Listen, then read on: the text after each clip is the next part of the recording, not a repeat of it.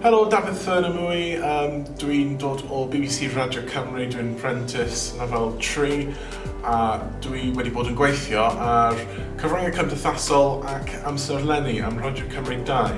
So, yn yr wythnos diwetha, dwi wedi bod yn gwneud pethau fel amserlennu'r sioe frecwast, wneud yn siŵr bod y cerddoriaeth yn y llefydd iawn yn barod am y sioe, wneud y segways i gyd neis.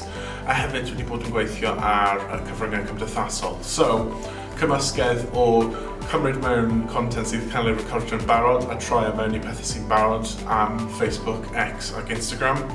A hefyd creu bach o'r content fy hunain, so nes i weithio ar raglen dolyg wythnos diwetha effa'n iaith y nefoedd yn tynnu lluniau a fideos yn barod i fynd ar Reels ac ar Instagram yn barod am y sioe noswyl Nadolig.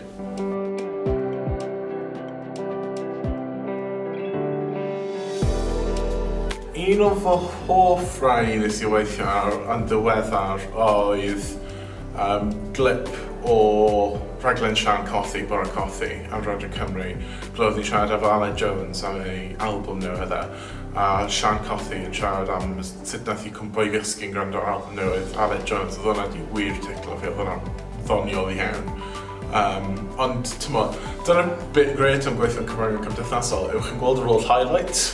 Mae'r holl darnau gorau o bopeth yn dod mewn eich inbox chi, a chi'n mynd, oh, right, okay.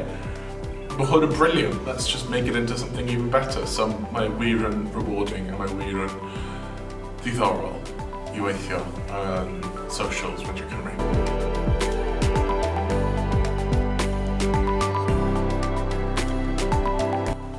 Wel, i fod yn onest, y peth dwi wedi ffeindio yn fy amser i yn y BBC erbyn hyn yw, os ti chi eisiau gwybod rhywbeth yn siŵr o beth, chi jyst angen gofyn. Mae pawb eisiau y mwyaf ohonych chi, achos maen nhw'n cael mwy allan ohonych chi, os maen nhw'n rhoi mwy, you get what you give, fel maen nhw'n dweud.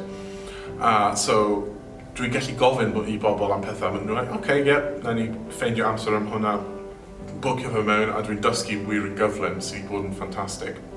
Dwi wir yn edrych ymlaen at edrych ar Radio Ops, sef cysylltu'r studios efo gilydd a pethau fel yna a gweithio ar gymysgu'r sioe sydd wir yn ddiddorol i fi achos dwi'n dod o gefndir technoleg cerdd.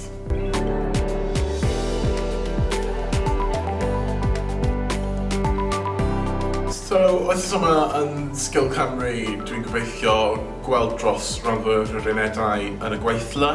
So, mynd dros sut ydym mynd i wneud reina, a wedyn allai fynd yn ôl mewn i'r gwaith a dweud, okay, dyma beth sydd angen i ni wneud ar gyfer y prentisiaid.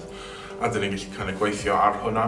A dyna'r dan really grand am y prentisiaid a sut mae'n gweithio i fi yw bod fi'n gallu mynd mewn a dweud, okay, wel un o fy unedau yw operating a radio studio. Pryd allan ni wneud hwnna, un o fel moc neu beth bynnag.